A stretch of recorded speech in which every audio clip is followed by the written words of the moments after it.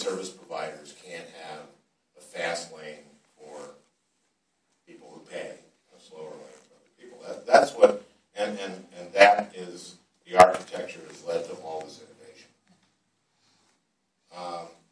The Protect IP Act, I think, was misunderstood, and I have not. Basically, what it said was foreign websites whose sole purpose is piracy, we will shut down. And we will shut them down by going to court. But that's what the test was. And people were coming to me with all kinds of misinformation about what PIPA was. They were saying, like, you're trying to censor the internet. You're trying to do corporate control of the internet. This is about foreign corporations that were pirating intellectual property. And that's wrong. And I've never had, I remember when all this was breaking and I was doing a tour of different manufacturing facilities in Minnesota. I brought my son with me because I wanted the manufacturers to know that I raised a kid like my son who's got a master's degree in mechanical engineering and a master's degree in business from MIT. He's my ticket out of here. So I brought him around to these manufacturing facilities for three reasons. One, so he could teach me how to ask questions in these places. Two, so that I could show, manufacturers in Minnesota that I brought up a son like this. And third, I'd like to hang out with my son.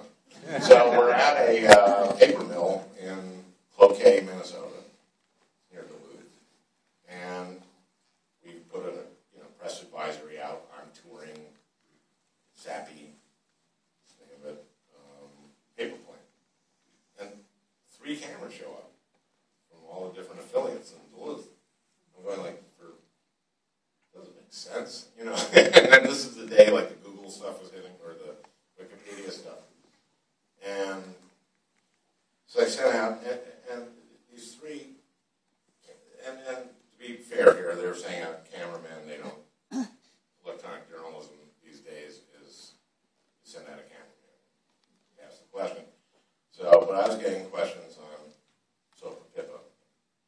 And I'm explaining this, what it really is, which it really was a way to address foreign websites that we can't get at legally in the United States because they're operating overseas, offshore.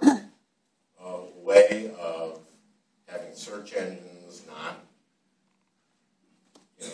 once it's adjudicated that their sole purpose is piracy, that the search engines don't turn them up so to connect you to that.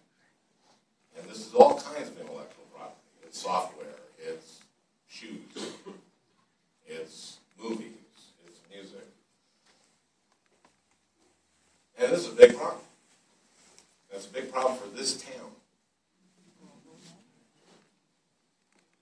And don't think that this is about making sure that Jim Carrey gets more money or that it's about the crew.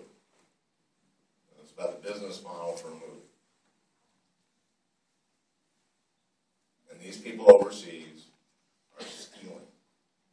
So I'm all for net neutrality, but so these guys are asking questions. And I'm answering the question. So finally, one of the cameramen goes like, okay, but what about the fine print? And I go, okay, I don't know what you're referring to exactly. What fine print, what are you referring to exactly? And he goes, I don't know. And that is almost always the answer I get. What's wrong with it? And I don't know. Can you tell me?